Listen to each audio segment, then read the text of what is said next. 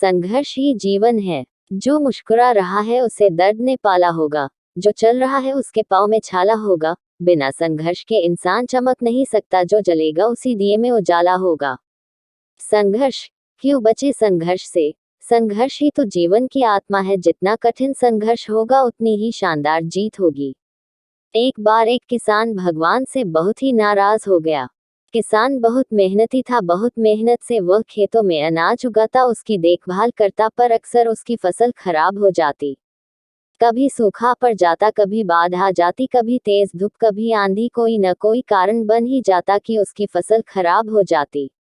एक दिन वह किसान गुस्से में आसमान की ओर देखकर भगवान से कहा, हे ईश्वर, आपको लोग सर्वज्ञता मानते हैं कि आप सब जानते हैं, कहते हैं कि आपके इच्छा के बिना एक भी पत्ता नहीं हिलता, पर मुझे तो लगता है कि आप छोटी सी छोटी बात भी नहीं जानते।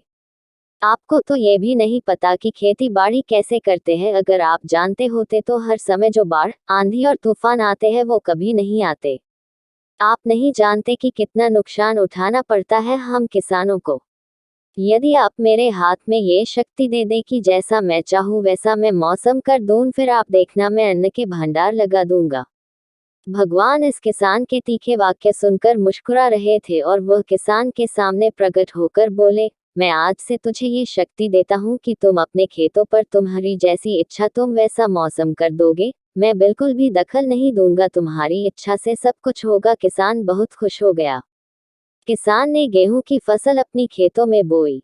जब उसे लगा कि खेतों को धूप चाहिए तो खेतों को धूप मिले, जब पानी बरसना चाहिए तभी पानी बरसा। आंधी, तूफान, बाढ़ कुछ भी उसने अपने खेतों पर आने नहीं दिया। किसान के खेत में इस वर्ष ऐसी फसल हुई जैसी कभी नहीं हुई थी।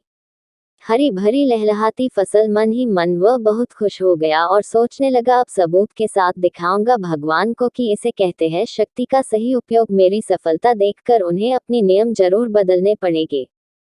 कुछ दिन गुजरे, फसल कटने को तैयार हो गए। किसान बहुत उत्सुकता के साथ फसल को काटने लगा, पर जैसे ही उसकी नजर गेहूं की बालियों पर गया तो उसने अपना सिर पीट लिया और वह रोने चिल्लाने लगा।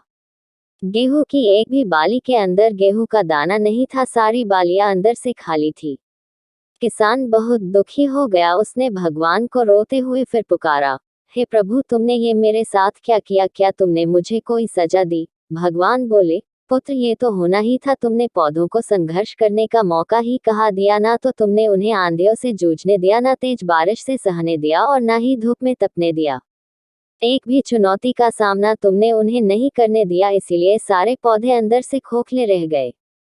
जब आंधी, तूफान, तेज बारिश और धूप पड़ती है तभी ये पौधा अपने अस्तित्व को बचाने के लिए संघर्ष करते हैं, और इसी संघर्ष से एक बल पैदा होता है जिसमें शक्ति होती है, ऊर्जा होती है, और यही ऊर्जा पूर्ति तेरे गेहूं के दानों की तरह जो नहीं फूटी। तूने उन्हें कठिन परिस्थितियों से गुजरने ही नहीं दिया जहां उनके अस्तित्व का जन्म होता।